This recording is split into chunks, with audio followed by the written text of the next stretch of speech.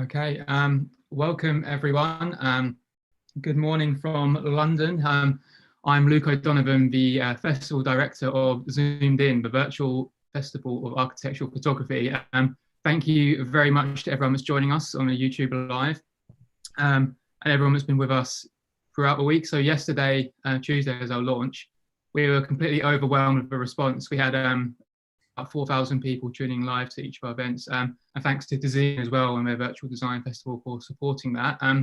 But we're very excited to continue with the program today, and we'll be on all week, Tuesday to Fridays, Wednesday today. Thank you for tuning in. We're on zoomedinfestival.com. Just have a look on our website and you'll see programming for the whole day and the rest of the week. So I'm very excited today that we are joined by Mass Collective, who have been guest curating our program. So Henry and Francesco, would you like to introduce yourselves? Yeah, absolutely.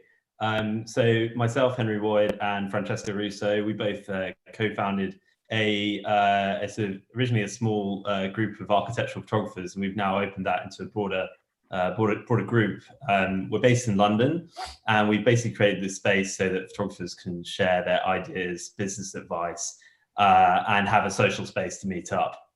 So yeah, I'm going to let Francesco take us through the introduction of the topic today, and also he's going to introduce the panel that we've got for this talk. So yeah, here we go. Hi everyone, good morning or good evening, depending on where you are in the world. So I'm Francesco, and basically today we're going to talk about marketing tools for the architectural photographer, as the title of the event says. And basically, we're going to talk to industry experts to see how an architectural photographer can best use and take advantage of the tools that are today available for to promote their work. So today we're going to have Christian Trampedach, who's the creator of a popular page on Instagram called Restless Arc, and also the creator of Restless Living and e-magazine. And Peter Townsend, who's the creator of the creative services for Europe from an American agency called Found Artists. And Neve, who's the director of Neve Agency, which is a communication and PR agency for architects and creators. I'd like to say a special hello to Luke Neve, because he's been helping us out a lot for his company Neve Agency with our press for the festival. And we've had a lot of coverage, a lot of the big design websites. So Luke, you've just started your agency very recently. Do you want to talk a little bit about how it's been for you and what kind of things you're doing? Yeah, so I started agency in January, and it's probably been not the best timing, I guess, of everything that's been going on. But I work primarily, as Francesco was saying, with architects, designers and cultural clients. And that's kind of to deliver their communications strategies for kind of overall for the companies themselves, but then also for one-off projects, one-off press campaigns. Mm-hmm. So I'm really happy and excited to be working with Zoomed In, because it's just a really brilliant initiative. And I'm sure it will continue and grow as the years go on. Yeah, well, I'll get some sleep first before thinking about that. Yeah, thanks for all your support, and I'm sure we're excited to hear about more of your work and also our other panel members. So yeah, I'll make sure you're leaving comments if you're on YouTube. I'll be feeding them to the panel, and handing back over to Francesco and Henry. Great. So it would be good to hear from Christian and Peter. Whoever wants to go first about their background and what are their current commitments. Christian, would you like to go first? Or I'm happy to. Yeah, go Peter. Okay, I'll go. Yeah, just a brief synopsis. I've been around a long time in the industry of marketing photographers. I started off my marketing career working for L'Oreal in Paris. I started my first photographic agency representing photographers in Paris, then opened up a second office in London. So I've been in the business of marketing photographers and photography for the last 3 decades. So I've seen a lot of things going on.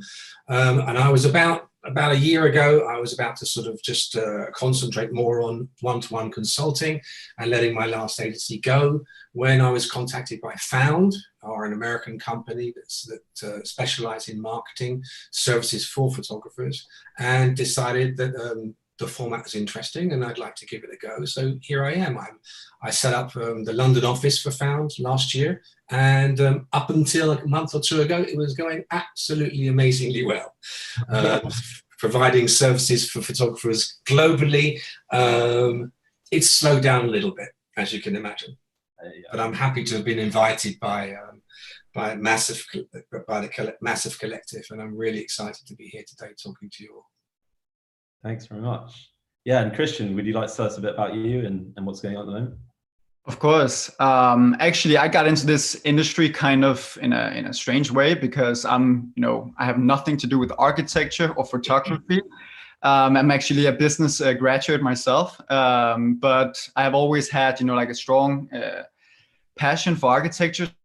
So I got into the industry by actually just creating an Instagram community. And today it's 4 years since I started it, and it has grown to almost 1.6 million followers. And in that relation, I've also created this weekly architecture magazine, where I'm constantly working with architects and photographers to tell their stories, to tell how they chose to design a design, and how they chose the approach to the images they're creating. So on top of that, I'm always trying to consult both architects and also photographers on how they can improve their marketing efforts on social media. That's what I have specialized in within the last couple of years. That's great. Really, really good. And to grow such a following is really impressive. And I think that kind of takes us on to like our first question that we've got for you guys. Quite a general one, and probably the most essential one is, so what do we see as like are going to be the best tools for 2020 for photographers to market themselves? We're in quite uncertain times. We don't really know what's going on and how long this is going to last. So yeah, we really want to know from you guys, where would you focus your efforts to start with? Christian? Yeah, so of course I could talk for hours about growth techniques and so on, but we don't have time for this. So I would go on with something more general. That would be to what social media is all about. It is about create community and create network. And that's what it's really, really great for. You can, connect with people in a much easier fashion than previously through, normally you would just send an email, or you would send or you would call them simply. But today you can actually just reach people from around the world very, very easily by sliding in a DM or whatever, a message, and the good thing with social media is that compared to a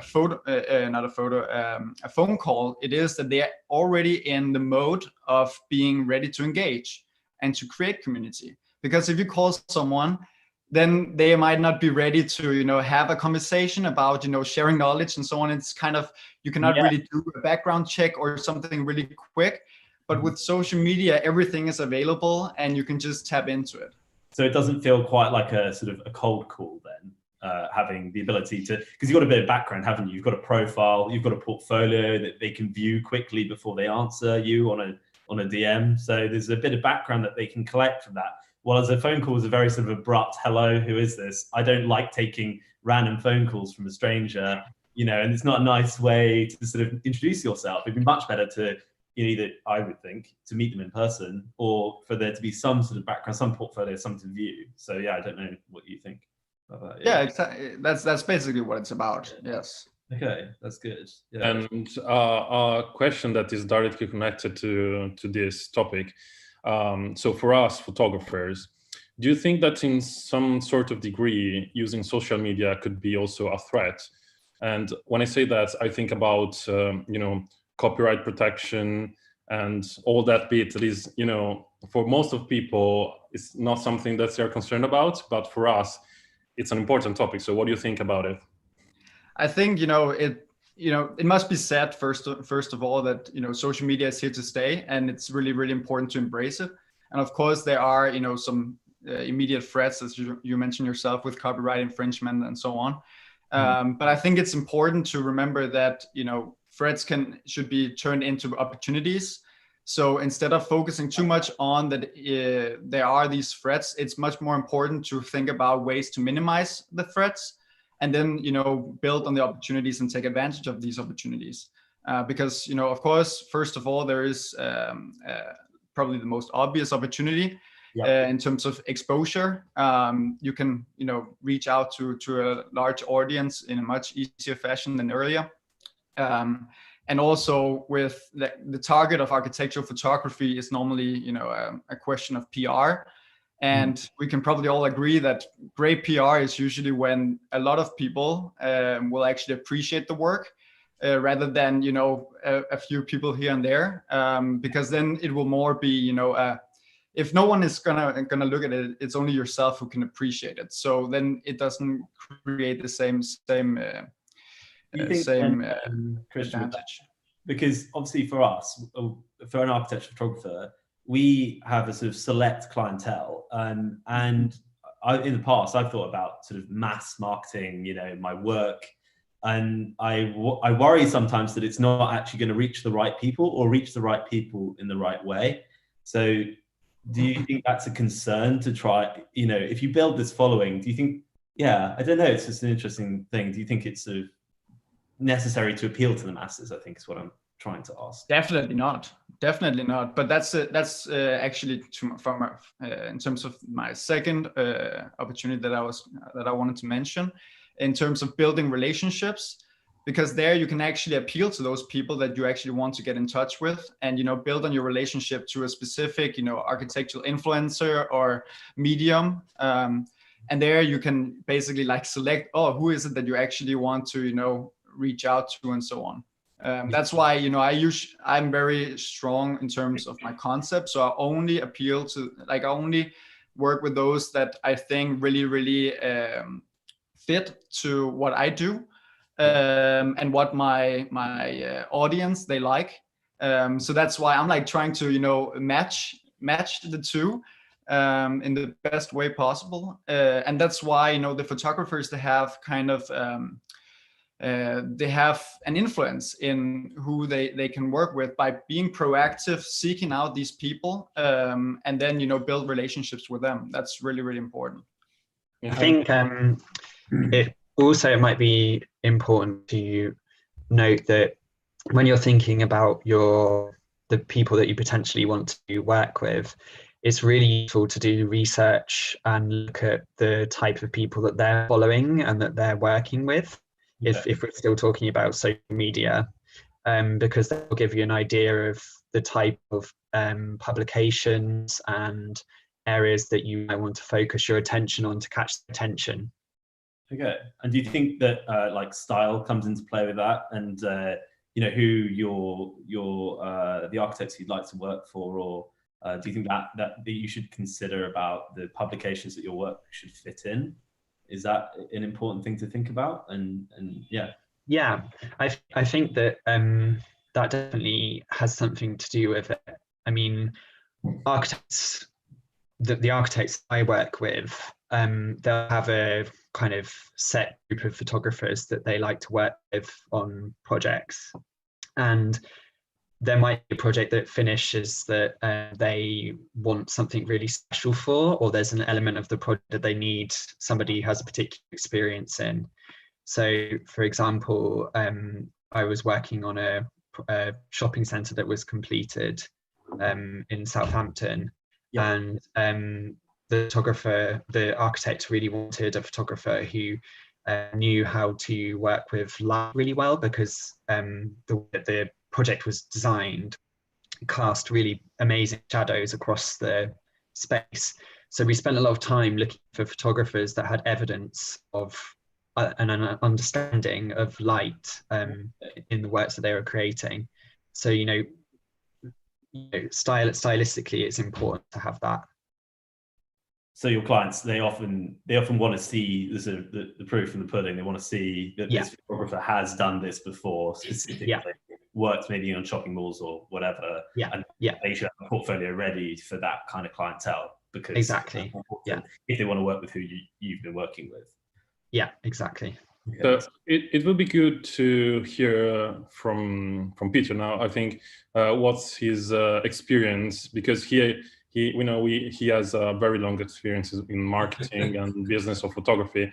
Absolutely. So it would be good to understand how marketing evolved in the last decades, and how specifically for architectural photographers, marketing and business can be different from other genres of photography. If I could just go back to the original question, which was, what do you think the best marketing tools for photographers are in 2020 first? Because we got off, we went off onto a section about social media, and there are other marketing tools available to photographers. I know that architectural photographers, a lot of them may not be very in tune with social media, because a lot of guys have come up through the ranks. Now, for me, the two most important things for marketing any photographer, the tools that you can use, first of all, is new work. Because whether it's self-generated or commissioned, if you intend to drag people's attention to your website using social media, digital marketing, or even old school printed promos, you need to have something exciting to say, show, or share. Yeah. Right?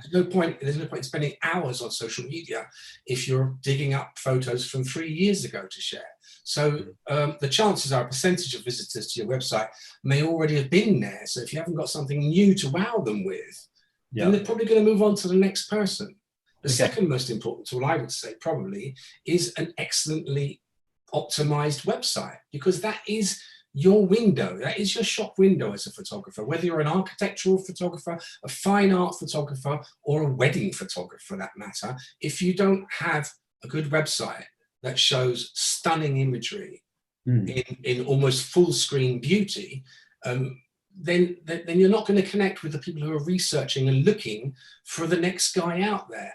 Now, I heard someone say that architectural photographers work with a certain group of architects. That's sure, but everyone needs new clients. So you need to find other people out there who are interested in your work.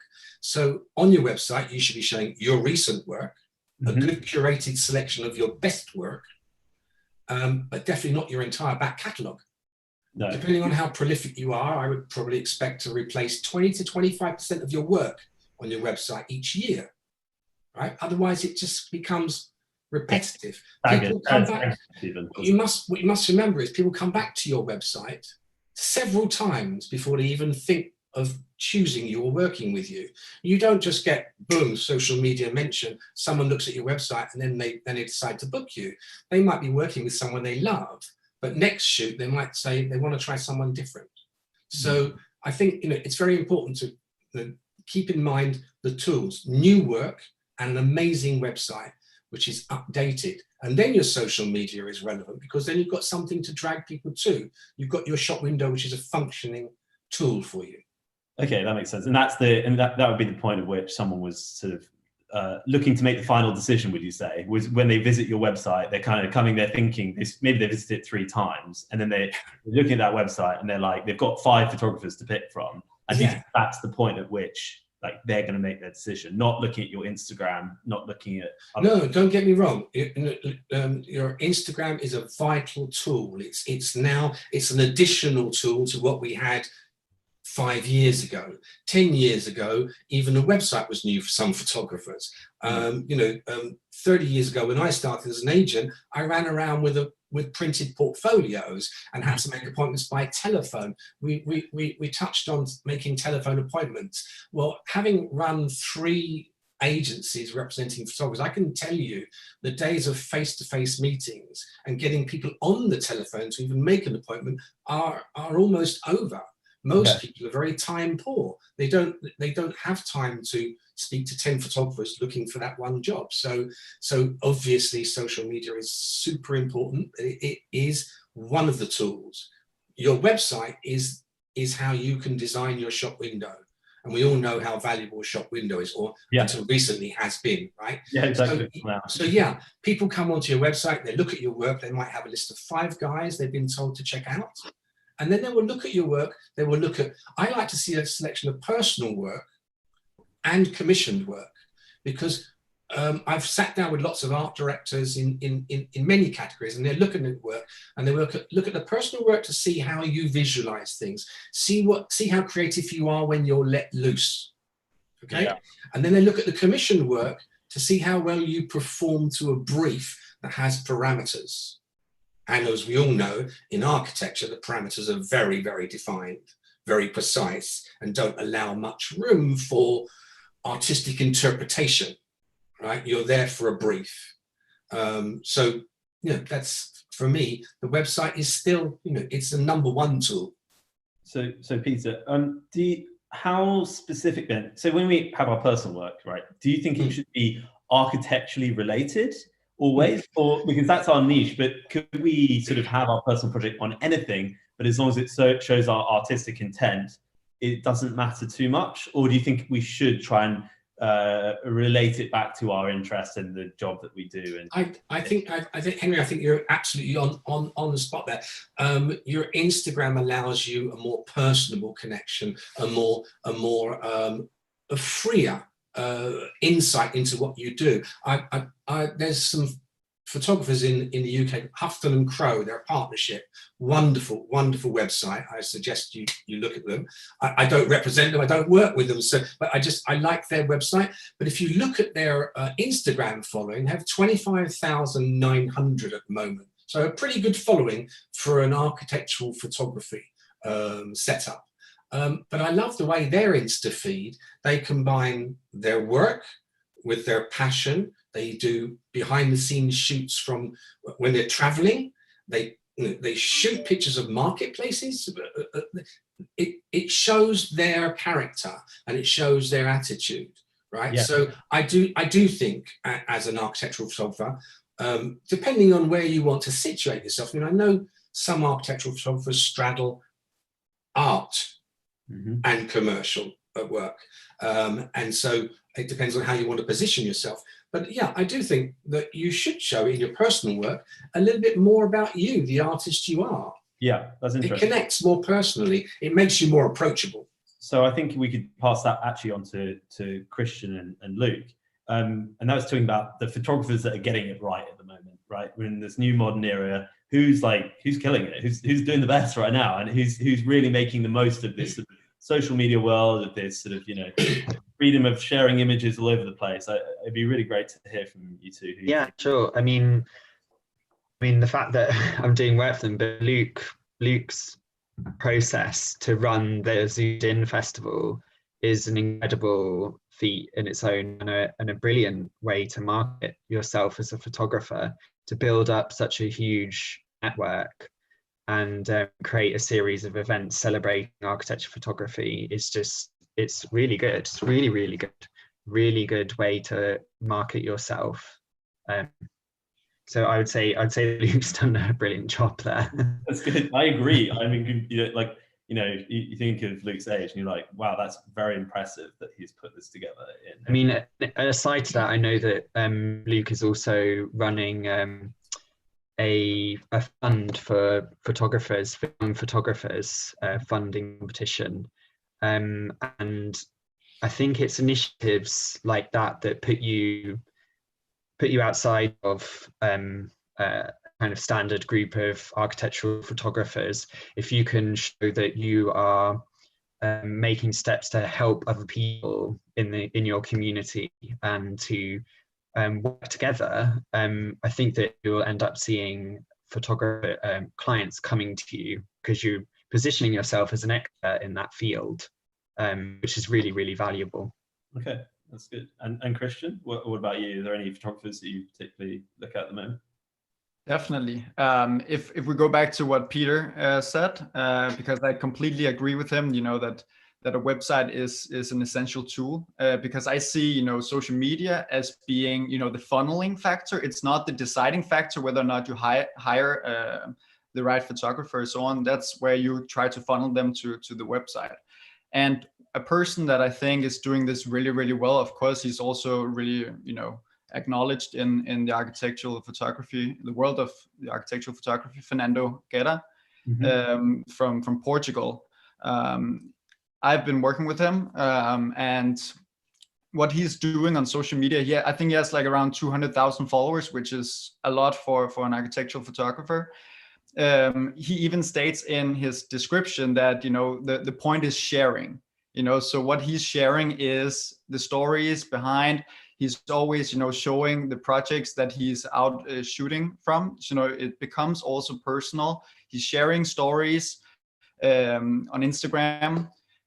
So you know, he's trying to build it up, and because he's doing it the way that he's doing, he gets a lot of attention from influencers and also architectural firms that are sharing, you know, resharing his projects all the time, you know, so he goes viral all the time, and he gets so much traffic to his Instagram, which will then further funnel a lot of traffic to his website.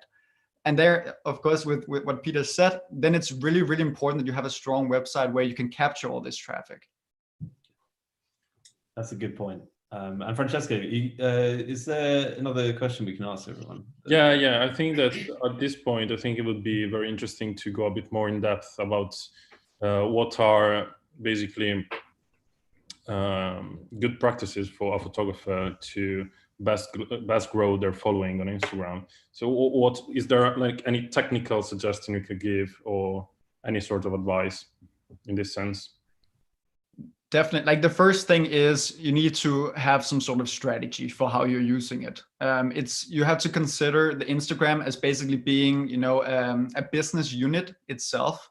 So you have to have a clear mission with what you're doing there. That's also why when you have to consider also the question if you do commission work or arty or personal work. You have to really consider what you're doing there, because if you get traffic to your Instagram page and someone starts to follow you, then they will expect to receive some sort of content that aligns with what they have signed up for.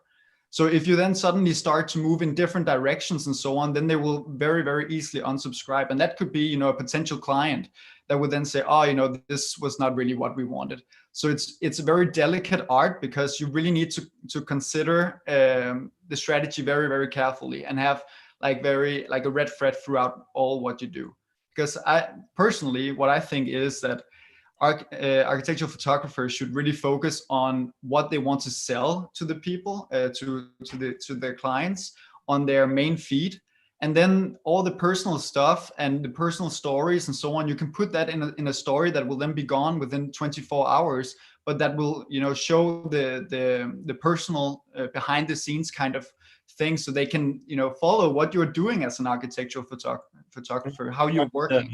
Peter said with that then, so new work is incredibly important, but it's also about really thinking about what's the right work that I want to put forward in front of people that I'm sharing.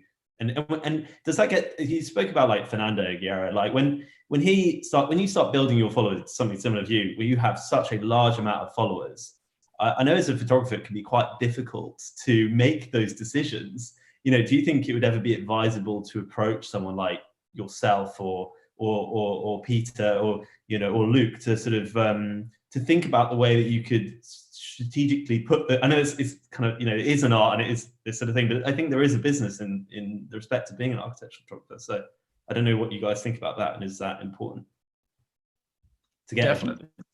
Yeah, it's definitely important to reach out to the people that already know kind of the field, and I'm always open, you know, to share some tips, because I think it's very important not to just base your decisions based on your own opinions, but thinking about what do the experts say, what would they recommend, and then based on that you can sort of, you know, try to take it in and evaluate it, and then see, okay, how does that fit the best way possible for me personally?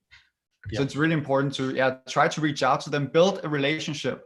That's what social media is about. Peter, what's your opinion on that? I would agree. There's always value in seeking advice. There's always value in getting a broader idea of within a focused sense. For me, for example, as I say, repeatedly, I've been around a long time, so I probably have several. I don't have better knowledge than anyone else. I have I have more anecdotes. I have 3 decades of anecdotes and market experience to apply to any consultancy that I do. So if someone comes to me and asks me for my opinion on how to define their communication thread, how to work in or weave in their social media to their other marketing tools, I'm always happy to add some ideas, give some influence or some inspiration. But yeah, it's very personal. So as Christian said, that fine line between flipping from what you get commissioned to do and what you do when you're allowed to go crazy shouldn't be poles apart. But there is a way of putting the two together so someone gets a fuller. I go back many years when photographers used to use Polaroids. Used to use Polaroid before the shoot and then shoot on film, right? And a lot of creatives loved the Polaroid. Why? Because it was the first shot of the day that the photographer did without too much influence from the client and the art director. And the shot at the end of the day on film has been affected by the art director, the client, and the dog walking past or whatever. But it's not the same as the Polaroid in the beginning. So the Instagram for me is a little bit like, it allows the flexibility of both. You can pepper some creative self-controlled work with commissioned work. And when someone visits your website, which is the end result or the end target, they won't be surprised by a vast difference of work. They'll be probably happy that they've got a more global idea of what that person can produce. So, but consultancy is always good. I'm always open to people who want to chat about it. I've been doing it this long. I love talking about photography. I could talk for days about it. So, and Luke, I mean, you're coming from a sort of newer perspective on the whole industry. What do you think about this subject? Yeah, if we can jump in. Yeah, go for it. Yeah, sure. I mean, it would be good. It would be good to hear that from Luke as well. But there's all the platform that we haven't talked about yet for promoting your work, which is all the editorial content that goes out with architectural, photography. So it would be good to hear from Luke as well. What he thinks about the editorial content and if it's a valuable platform for photographers, and if so, what's a good way to approach journalists or editors to promote their work? Yeah, sure. I mean, so just to quickly go over the last point, I think it's a really good idea to approach people if you're looking for advice, and whether that's experts or even your peers. I spend a lot of time talking to people who work in my field and bouncing ideas off them. I'm sure being an architectural photographer can be quite an isolating thing because you're working by yourself quite a lot of the time. The same is the case for comms people who work in practices. So you just go to your networks and bounce ideas off each other, and that will probably result in you finding the advice that you need as much as speaking to a professional in that area. In terms of speaking to press, there are 3 things that I wanted to touch upon. I think it's really useful for architectural photographers to go to press, but you have to keep in mind that journalists are really busy. So before you start approaching people, you need to think about what your key message is. So what the message is of the work that you're trying to send through to the journalists.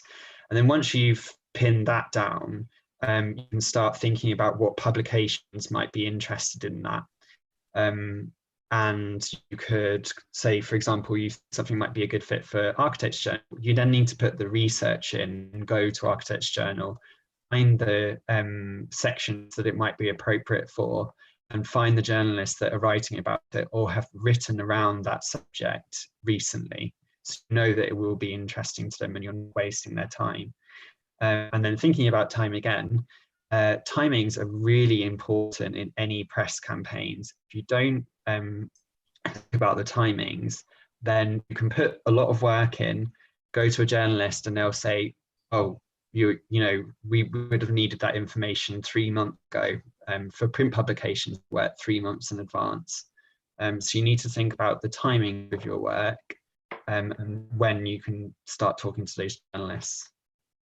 And yeah, that's very interesting. And I'm gonna touch a probably delicate part of this topic. Do you think that a photographer? We know that we all know that the editorial board is changing very quickly in the last years. Do you think that a photographer should expect to be paid for his work when it goes out for on publications? How do you think that it's this part of the editorial board is changing? I think it differs from publication to publication, if I'm honest. You'd probably find it more common to be paid for your work in larger publications, like national publications and newspapers, places like the New Yorker, etc. And I would say that the likelihood of being paid through approaching someone and sending them work is pretty low. However, if you're speaking to a certain publication and they commission you, then that's where the payment element would come into. The other side of it is you might not be paid by the magazines themselves, but if you've been commissioned by an architect to take pictures of their work, then you're being paid by them. So that's probably where the balance lies there. Okay, and what does Peter think about then? With you've had a lot of experience, I'd imagine. Yeah, for example, AD. Everywhere in the world it's looked at and aspired to by lots of people, lots of photographers. Architectural Digest, they'll commission a story and they pay you. They still pay, but yeah, print media is disappearing without a doubt. And as the media goes to digital and online, the tendency is, well, we're going to publish your pictures, we're doing you a favor, and there is no fee. And it's atrocious because, listen, I spent 3 decades earning a good living out of negotiating fees, protecting photographers' copyrights, and getting jobs that pay good money. And this is the only business I know in the world where the rates go down and down and down each year. Photography is, it's difficult to defend price-wise in the face of people who just want to cut costs. So the value in editorial is always you're going to get your work seen, right? So if you are submitting work you're proud of and you can get it into a magazine, if you can find the back door to that art director or someone in a magazine and you've got a commission that you shot, you're happy with, you send it in. Or I know photographers who travel a lot, or used to travel a lot, and they'll call up the art director of a magazine and say, I'm going here. Do you have anything you want me to shoot? And the art director knows the photographer, and so will say, that's great. Can you pop along to this address and shoot this? So there's that way of going at it too. You have to be inventive with editorial work. It won't just land on your lap. It involves making relations, obviously. How would you then, let's say you're a new photographer to the whole industry. How would you advise someone who was at the start of their career, they want to get their name out there, but they're in a bit of a difficult position because obviously everyone has to pay the bills? How would they best command some fees, I suppose, for their work? Or should they just purely focus on exposure? Because we have that kind of issue as photographers that the higher you go up the ladder, the more you probably charge because you're higher with your experience and your work has a better name for it. But when you start out, you're kind of stuck in this really awkward position because you don't want to undercut, but you almost have no choice because you'll never compete with someone who has, let's say, 20 or 30 years experience. Maybe you will. I don't know. What's your opinion on that? No, it's a really great question because as far as editorial work's concerned, there is no undercutting. If you can get it, do it. If it doesn't pay, doesn't matter. That's horrible for me to say. It hurts. But if you can get it, it is exposure for you. And the name of the game about being a photographer and getting more work and climbing up that ladder is, as you say, exposure. You need to be seen. So, but it has to be in the right magazine, obviously. I know photographers, I've helped photographers, I've rep photographers who have said, oh, so-and-so called me, they want me to do a shoot, but I hate the magazine, I'm not going to do it. They weren't doing something else, they just didn't want their work in that particular magazine. They're aligning their beliefs there. Absolutely. And I completely agree with that because as an agent, you have to see something in an artist and know that it's obtainable. So you choose the path with the artist and you go there. And so being seen in the wrong editorial is not good for you. So don't bother. Don't do it just because it pays, because some of the ones that can't get the good guys, they pay, right? Because they need to. And then the better ones have a tendency to say, well, if you want to work for us, we'll pay your travel expenses, but we're not going to pay you per page or per shot. But it's an individual choice. But you need to do editorial if you want to be perceived, and if you have lofty aspirations, then it's part of it, right? So Christian as well. I mean, you're all about, this is going to be about exposure. You have here, out of any of us, the largest exposure. So yeah, what's your opinion about that? How do you feel about that? I completely agree. You know, like I have something. Sorry, Christian. Sorry? If I can add something also, sticking to the editorial topic. We know that you are running this e-magazine called Restless Living that you launched recently. So it would be good to hear about that as well, and also about what's your relationship with photographers, if you deal directly with them or if you mainly talk to architects. And also, it would be interesting to understand, considering your exposure on Instagram, what is the additional value that the public can get through the magazine that they don't get on Instagram? Yes, if we start with with my relationship with the photographers, I do have a great relationship to certain photographers. It's usually the photographers that have been really active on Instagram and have been really proactive in approaching me, and also I'm keeping an eye out on basically like the whole Instagram audience to figure out who are the photographers that are moving ahead on the platform, because maybe we can be of beneficial or mutual what is it called? Oh, what happened here? Help one another, or what? Sorry. Yeah, help one another. There was something wrong with my. The connection. That's okay. I think we can see you. Yeah, yeah, but of being of a mutual help to each other. But normally I'm doing the magazine and also how I curate the Instagram. It's usually through the architects that then have the communication with the photographers. But sometimes I do make interviews with photographers directly in the magazine.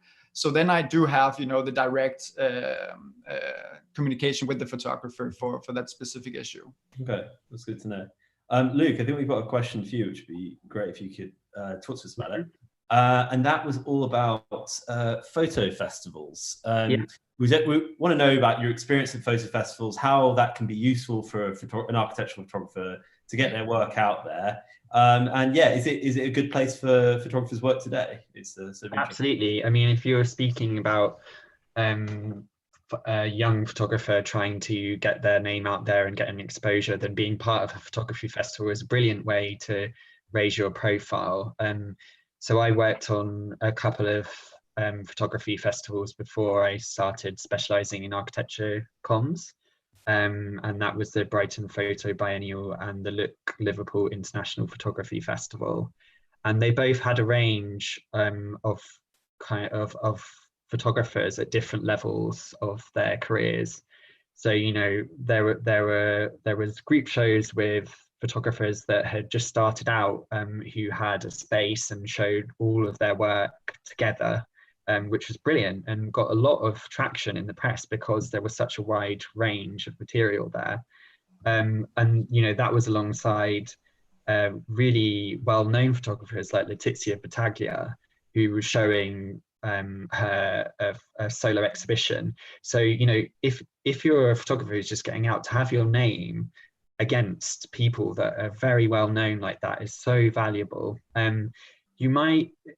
You quite often see festivals put out calls for entries, and they do often have some sort of fee attached to them. So it's also something that you could get a little bit of pay from, even if it's just to cover the costs.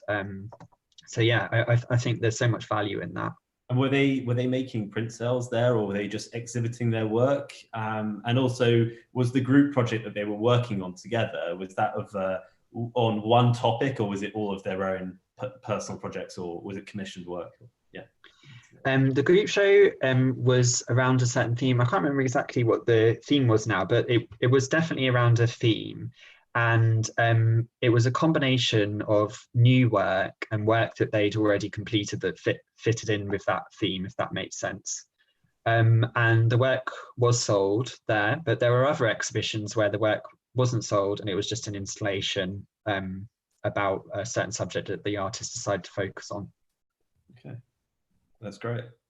And I suppose that brings us on to another question, would be about like, what makes the architectural image good from a communications, or I should say images in general, actually, for any photographer, but what makes an image good for from a communications point of view? Like, Peter, maybe you can tell us a bit about that.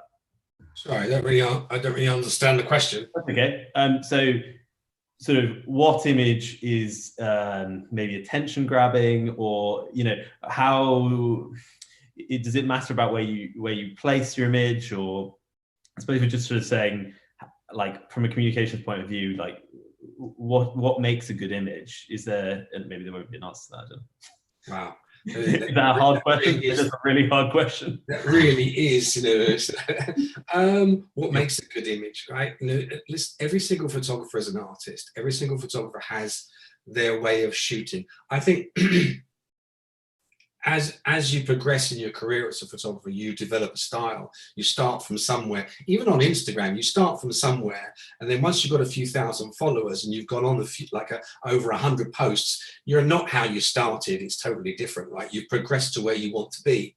So in your imagery, the most important thing is to be true to what you like to see, working within the parameters of the brief, of course. And the thing is, if you achieve your aspirations and you become a super successful named photographer, you will have probably succeeded in getting your style of images recognized and be commissioned for what you do and how you see it. So what makes a good image? I think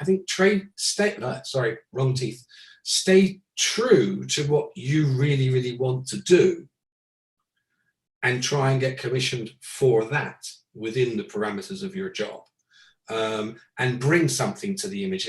If an architect says, this is what we want, how do you see it? Don't be shy. Don't be afraid of saying, I see it like this, because they are looking at you as an expert, and they are looking at you to add something to the image, to make that image special, right? I'd hate to think that you just get commissions to shoot buildings and they're not expecting you to bring something to the table. So what makes a great image? I think the individual photographer adding their particular style and take on it. Could I just jump in here? I think that that's really interesting to hear, because I've been a client as well in that I've commissioned photographers to shoot certain pieces of architecture, and I have to say that although we always have a very detailed brief and we'll have discussions with photographers about the history of the scheme and what's important to us to be captured, quite often we'll get the images back and there'll be something that's a complete surprise that we haven't thought about, that has been captured in a really brilliant way that we will use and send to our publications as a hero image. So I completely agree with you, Peter, in that stick to your style, and then if you can bring something that will surprise people, and they'll come back to you again and again to get that. Almost fight your position, right? You are an artist, you are capturing a work of art in theory, but have your say, right? You're not just there to do a carbon copy of what's in front of you. You're there to do your version of it. And if I could jump in just quickly, I think I know you should make questions and not answers, but I think that my point of view is that probably this changes also depending on the audience. So the answer to this stands also in the public. So if you are communicating something to a certain public, an image might work, but might not work with another kind of public. So I don't think there's a right answer to this. Yeah, changing a bit direction to the talk and going back to the role of agencies in the business of a photographer. I think it would be good to hear from Peter how this very briefly how this the business changed over the years, and also I think it would be even more interesting to hear what's his experience between marketing and business in Europe and in the States, because we all know that there's a big difference in the two parts of the world. So what's your point of view for this? Okay, I'll answer the last part first. Actually, difference between Europe, US, and Asia. I personally think photography these days is truly international. It's an art form that completely transcends all borders. I do think, however, the way people perceive and work with photographers still differs greatly from country to country. For example, clients in European countries, with the exception of the UK, are still more respectful of artists' copyright and will seek to negotiate usage rights with an artist or the rep. Whereas in the UK, and now often in the US, clients try to bulldoze photographers into giving up all copyright in perpetuity, which, as someone I've made a career of in three decades negotiating and protecting artists' rights, that really upsets me. But I don't think there's in photography, it's international. But the marketing, yeah, there are some differences. I think the European market is probably more in tune with the creative, artistic side of imagery, the real art form of the images, whilst an American market might tend to be swayed more by a more commercial approach to imagery. Let's face it, any photographer that sells their services for a fee is a commercial photographer, whether they're in architecture or whether they're in wedding photography. We're all commercial photographers, but how you go about portraying your imagery is governs how you market your work. But there's not a huge difference these days. There used to be, but there isn't, right? And I say it's an art form, it's international. That's great. Well, I think Luke's now going to join us, and he's going to ask us some of the YouTube questions that we've had waiting for us. So I'll let Luke take over. Thanks, Luke. Yeah. Well, it's been really buzzing. So thanks to everyone that's been tuning in on our YouTube. Also had loads of Instagram mentions. So we're at Zoomed In Festival on Instagram. We've had Sergio Lopez has been giving us loads of shout outs. So hi to him. Bobby Jewell, a friend of mine and a friend of Luke's, has been on our Twitter as well. So thanks, Bobby, and hi. Hope you're doing well. But yeah, we had loads of questions. So we've had a lot of people saying, so Joas from our print partner, actually, he's been saying that managing your Instagram can almost be like a full-time job. And it kind of reminds me of comments I saw in an interview with David LaChapelle, kind of a fashion portrait photographer, where he was saying, he's incredibly prolific, one of the most famous photographers in the world, but he just doesn't do social media because that becomes part of the work and it's taken away from his artistic work because he's putting so much time into this. But I think something that's really been interesting in this conversation is thinking about a lot of exciting things happening in marketing for photographers, photographers that are doing things other than photography. So this festival has been a prime example of that.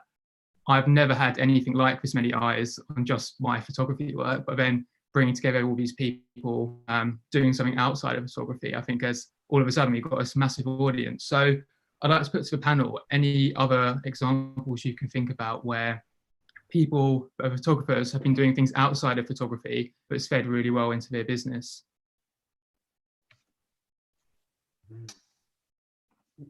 Luke, would you like to say first?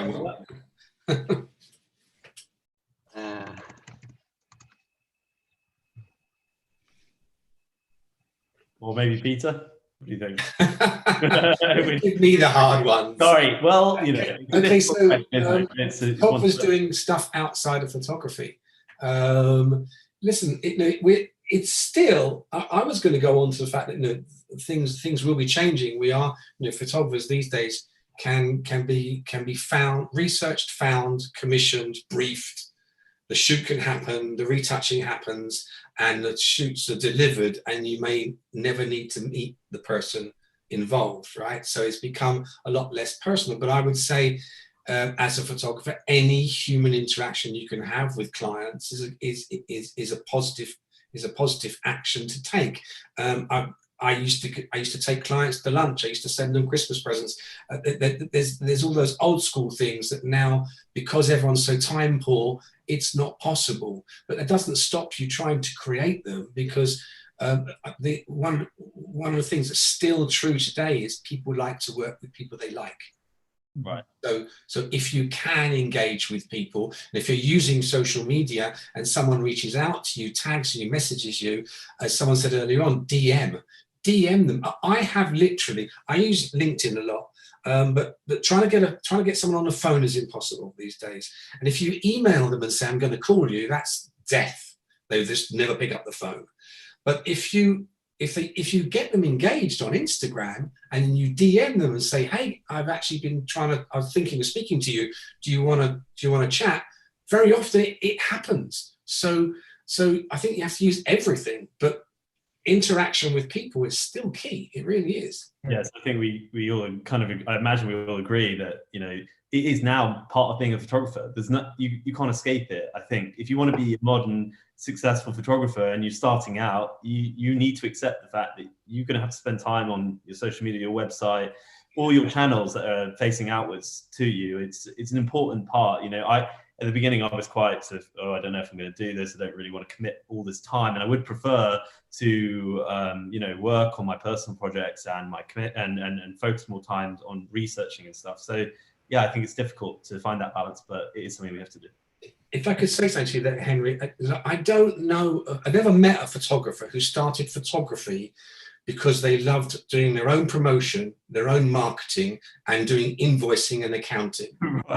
Right? But it's a business. And that's why successful photographers get an agent, right? Because then the agent does that. Yeah, but it is a vital part of the mix that is being a photographer these days, right? So I could say to you, the first thing you need to do, apart from working on your personal work and keeping your website looking amazing, is to drill down into your contact lists. Work out a ladder. Who do you want to meet? Who do you want to contact? Who is out there that you really are setting your sights on? Use LinkedIn. It's amazing, right? And then track them down. I mean, don't be a stalker. Track them down. Find ways. Find someone else that knows them, and get your work in some way, that way, shape or form, right? And then the coffee might come, and then the job might come. Who knows, right? But you're right. Yeah, it's interesting you say that. And Christian, do you want to go? Yeah, exactly. Like, you have to think about, all these processes outside of photography as being an investment. It's an investment in getting more work, getting better paid, getting more recognition. So that's why, like, for example, if a photographer is reaching out to me, sometimes the communication that they're presenting is not really consistent and coherent, and then I'm like, then I'm not really spending too much time if I have to read through like a long message about they have like this project they want to get featured on something. So it's very important also to think about how you actually communicate to the people that you reach out to, because, for example, I have 1.6 million followers, and if so many people are sending me messages every day, I'm really being selective in terms of what I have to read through, because it's a nightmare sometimes. There are too many. How do you, Christian? How do you select then? What is it like? The amount of followers they've got? Is it the content? Is it how short and sweet the message was because it just got your attention? Like, what helps you? It's very much about attention. It doesn't really matter how many followers they have. It really doesn't matter, because I'm also going to the requested messages. So it doesn't really matter. It's much more about how the message is presented. Like, hi, Christian. That's like the first thing that I notice.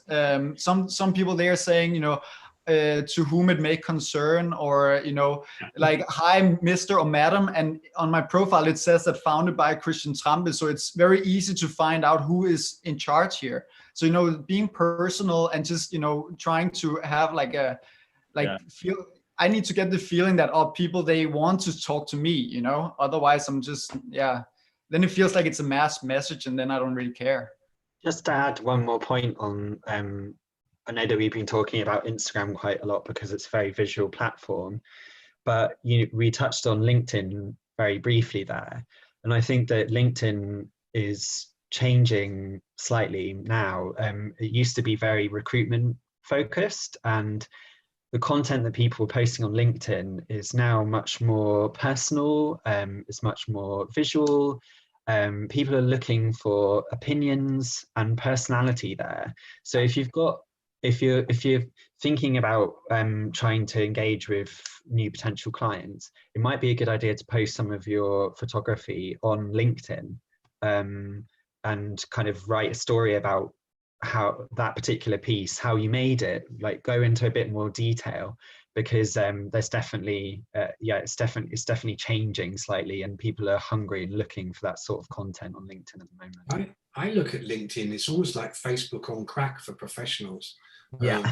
Sorry for the inappropriate term, but it is, I follow literally nearly every single creative director, art director, art bar that I've ever worked with. And here's a tip for anyone out there as a photographer. Go into LinkedIn and find everyone you've ever worked with and connect with them, because they are connected to other people you want to work with. And as Luke said, if you post something you've done or a new project, that's great, but also like and interact with other people on it. Like the stuff there. If you really connect with something somebody else has posted, like it, comment it, add something extra to it. People build an image about you. Some people will go, I really like him, I'm going to work with him. Some people will go, not interesting, but that's life, right? It is. I use LinkedIn hugely. Yeah, so we're just running to the hour mark now. So yeah, I want to kind of wrap it up with one question. So we've had a lot of comments. So for example, Joas Souza said, Instagram only promotes if you don't pay for sponsorships. You'll post about 8% of your followers. Also, the idea about we talked about photography festivals and stuff earlier on. So speaking from my experience as a young photographer, last year being part of the Royal Academy Summer Exhibition was massive for me, kind of added a lot of credibility to me, got my face on TV, which was nice, and things like that are really good. But also, I think there's a question of these institutions that we use to promote ourselves, the power that they have. So I would spend probably in a year a couple £100 on all these different open calls, festival entries and stuff. Some of them pay off and are amazing, but a lot of them actually, I've sort of thrown away 30 quid or whatever fee is. So I'd like to kind of a double-edged question to put to the panel. Do you think that these platforms we use to promote ourselves have too much power? And then also a more practical business point in the end of that, what kind of percentage of our income as photographers do you think we should be spending on our marketing? Who wants to go first? Mm-hmm. I'll go first. Great. Right, so as a professional photographer, what part of your income should you be spending on your marketing to gain new clients? I would say between 11 and 17%. It's very specific. Do you want to go into that? Well, because it's based on experience, and it's based on, and also it's relevant to where you are in the market. If you're just starting, 11% of what you can afford, what you're making, is 11% of what you're making. If you're making 100,000 a year or 200,000 a year, it's still 11, 17%. If you don't invest in your marketing, you will not get off the ground. If you don't get your message out there, other people will. It's as simple as that. There are other people who are better at marketing than you, then they will get in there. So it's a business. Every single business has to invest in marketing. You can create, we know, you can create a following via Instagram.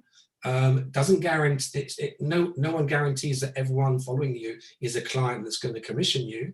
But festivals, as you pointed out, the festival that you were in last summer raised your profile enormously, and that was money well invested. You've got to dial it down, obviously, and work out which ones. You've got to be a little bit more discerning and work out which ones you think will give you the return on investment that you want. But a photographer that stops investing in marketing tomorrow is dead. Yeah, and I think I'd like to kind of build on that again with my own experience of being a young photographer that's just started out in the last couple of years doing architectural photography. And a really big piece of advice I give to any young photographers is making sure that you're not just going straight into the field. It's probably best that you have a side income at the start as well. So that allows you to invest in your job. So I think the best £1,000 I've ever spent was setting my my own exhibition up as part of London Festival of Architecture a couple of years ago. You know, and it sounds like a lot of money when you're starting out, but actually I got a bit of that back in prints, and then I probably, you know, got my highest value client to date because they went and saw that exhibition and they've given me repeat commissions, which is more than paid back that kind of money. But I'd also, just to wrap up the first part of the question, I think maybe Christian, this would be good for you because you've done really well off of Instagram. Do you think that the platforms we use to promote our work as photographers hold too much power in this conversation?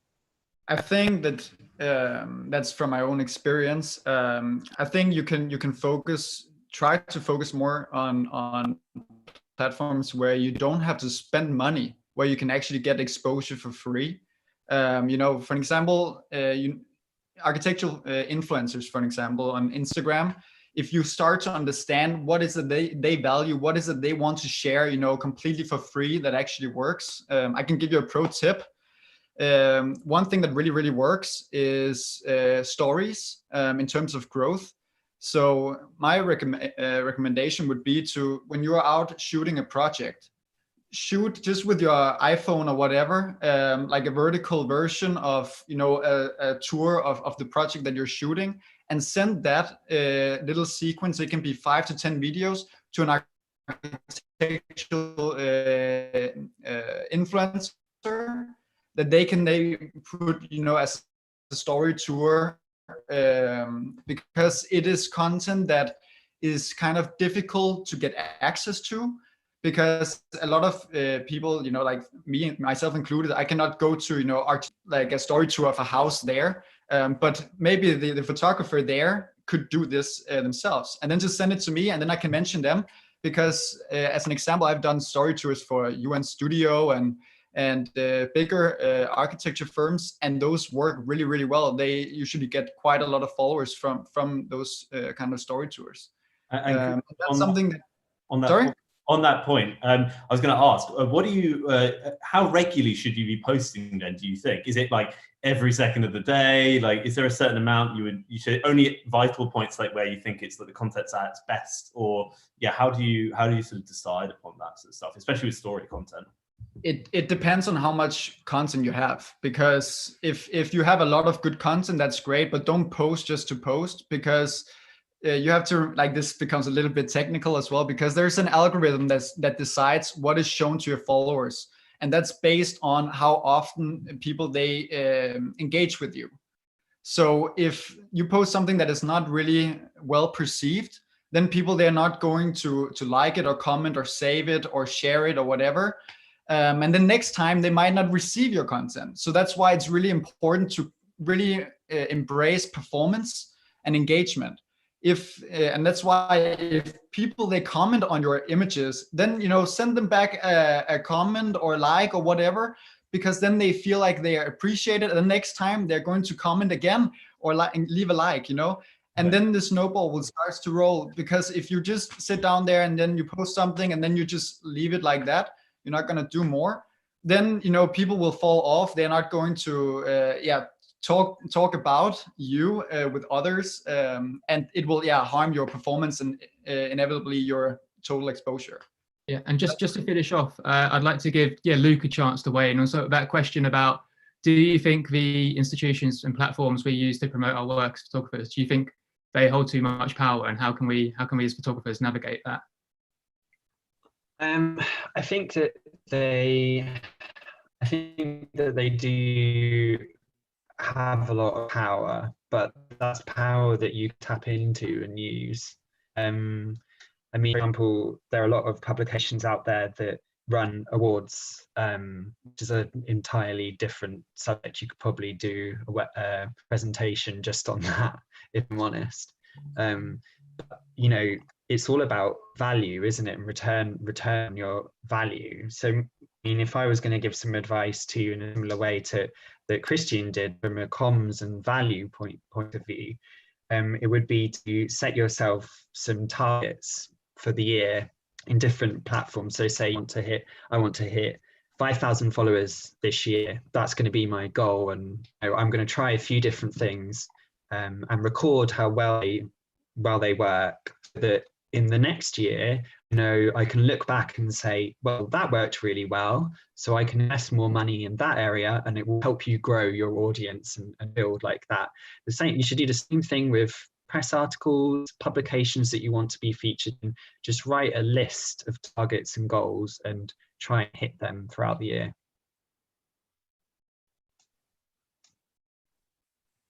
Okay, so so just before to round off then, where can we find all you guys on the internet? What things have you got coming up that we should be looking out for? Starting with maths, I suppose we've got a group project that we're going to be showcasing later tonight. It was a sort of it's called How Long Will This Last? It's a project on isolation, which we're all facing at the moment. And we think we're going to be continuing to promote a lot of photographers that work with us on our Instagram, and that's at maths.collective.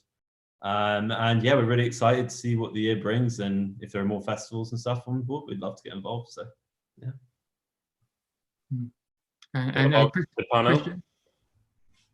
Sorry? Christian, what about the panel? Where can people find you, and what things have you got coming up? You can find me 2 different places on Instagram. First of all, Restless Architecture, and then my weekly e-magazine, Restless Living. And in case you have, I'm focusing. I have to say this. I'm focusing mostly on residential architecture. So it is homes and living. So if you have projects and so on that you would like to get exposure and so on, then just reach out to me through Instagram. I just present it nicely as I mentioned, but then I'll make sure to get in touch with you. Great. And Peter? And you can find me at foundartists.com. I'm Peter at foundartists.com. We're a marketing platform. We specialize in marketing services for photographers, and we're busy every single day of the year finding new ways of getting work out in front of the right clients in the right places globally. I'd love to speak to you. And Luke? Yeah, you can find me online on neve.agency. That's my website. And on social media channels, I'm Neve Agency. So I guess one of the things that I'm running at the moment, which is just for architecture practices, but maybe could be applied to for architectural photographers too, is a comms crit service with me and 2 other architecture comms professionals offering surveys of practices, communication strategies, and then offering practical solutions. Great. And again, special thank you to Luke for doing, for being our communications partner and helping us get word out there. We had a really positive reception from everyone. So yeah, thanks to all of you viewing as well. So I'm now going to direct you to our website, zoomedinfestival.com. And Henry and Francesco, if you'd like to just give us a quick teaser very quickly of what we have coming up on the rest of the day on our website. Yeah, sure. So the next event, starting at 2 p.m. London time, it's going to be a conversation with architects. So the title of the event is The Architectural Image, and we're going to talk about what's the value of photography for them and how they contribute with photographers to the creation of architectural imagery. So it's going to be another exciting conversation. We've got some big names in that one as well, but then I think the 4 p.m. is one that we're really looking forward to. I think it's going to be sure. So the next one at 4 p.m. Is the International Commission, and we're going to have 4 world-class photographers joining to talk to us. So we have Adam Mork, Naro, Double Space, and Mike Kelly. So 4 representatives of Europe and America, and very big names in our industry, and we're really looking forward to hear from them. And Henry, if you just want to really quickly go over the final 2 events that we're running today.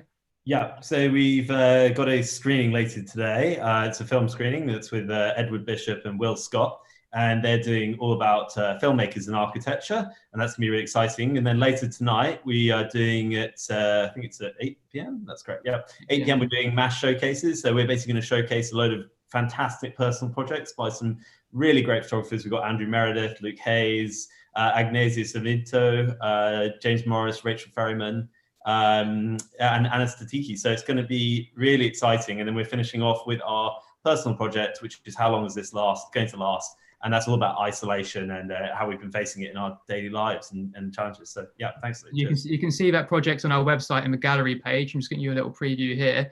Also, so another objective of the festival is not just, it's been brilliant to share all our thoughts with the architectural photography community, and thank you again to the people who have joined our panel today. It's been fantastic hearing from people with a lot of different experiences and people that really know what they're talking about. So thanks so much for joining us. But another objective of a festival, of course, we are living in a very difficult time for a lot of people, and we really like to, as a community, come together and show our support for that. So we're raising a bit of money in support of the Russell Trust, which supports food banks around the UK, which is a really vital service for us to be supporting at this time. So we're running a charity print sale as part of that. A lot of the photographers that are taking part in today's programme and yesterday's programme that you'll be seeing, they've contributed. We've got some really big names involved as well, and I'm constantly updating this. Sorry, it's been a little bit hectic, but we have loads more coming. So we have a limited edition print sale coming, but also we're doing the affordable print sale. So if you hear print sale and you switch off because you think there's no way I can afford that, well, think again, because we have prints starting from £25, which is absolutely ridiculous, and it's all in 100% of profit is going to charity. So make sure you're looking at that. It's a really kind of rare opportunity to get these pieces from some of your favourite photographers, whilst also supporting a good cause. So have a look at that. Have a look on our social media at Zoomed In Festival on Instagram. We're doing an open call with Laura Mark and Jim Stevenson, so look out for that. And you can get featured on our website tomorrow if you take part in that. And of course, at Zoomed In Fest on Twitter. Make sure you're back for our next event, which is coming up at 2 p.m. UK time. So yeah, take care, and we look forward to seeing you again. Thanks for tuning in. Thank you. Thanks very much. Thank you. Bye, guys. Bye.